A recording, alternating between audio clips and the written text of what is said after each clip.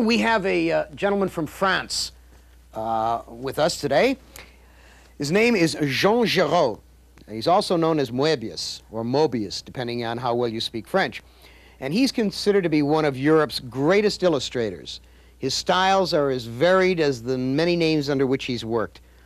But as a comic book artist, he first came to prominence with Lieutenant Blueberry. It was a vast epic that was filled with all the myths and glorious characters of the Old West, which have fascinated Moebius. In the late 60s, under the name Moebius, Giraud began illustrating a line of French science fiction books and magazines, and his style was an epiphany for people in Europe and in America. In the early 70s, he returned to comic books with a number of seminal breakthrough science fiction and fantasy stories that were later to influence an entire generation of new artists. For the pages of Metal Hurlant, which is a French graphic illustrated magazine, and Metal Hurlant literally means screaming metal, he created new fantasy sagas such as Arzak and The Airtight Garage of Jerry Cornelius.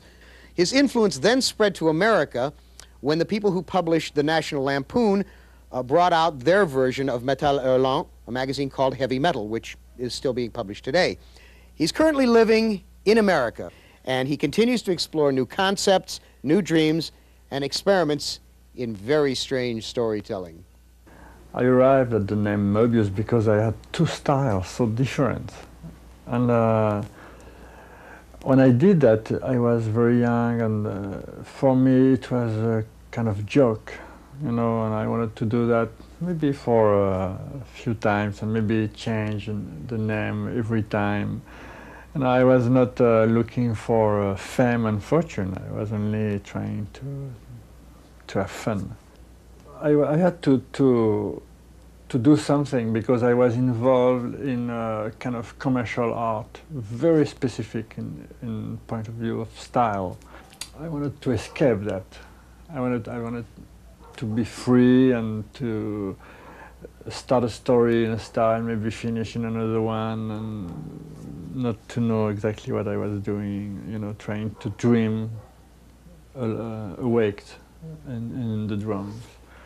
So I had to find another signature to do that.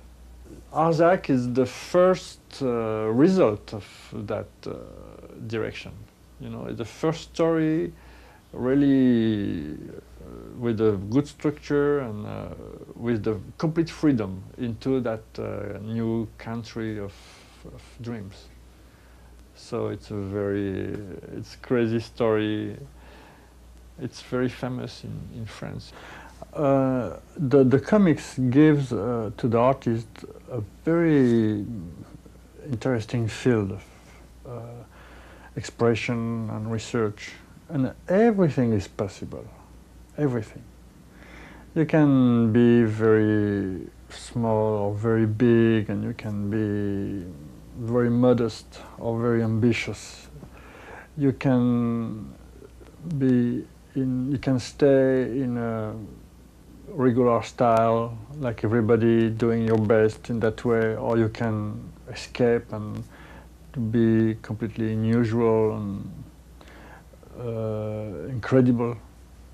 You can give more to the words and give more to the drawing. You can do everything. But you know, it's like in any art.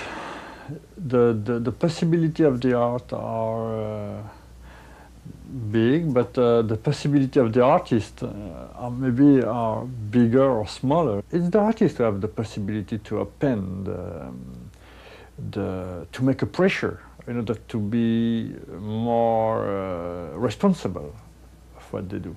Because to be more responsible is to be more adult, to be more mature, to be more evolved. If you don't want to be responsible, if you only want to make a job, to have money, to feed your family, it's a kind of responsibility too. But if you want to stay in that field, all the comics will stay, you know, that because it's not the publisher who will push, and it's not the public, it's the artist. The artist must be the the warrior, you know, who fight.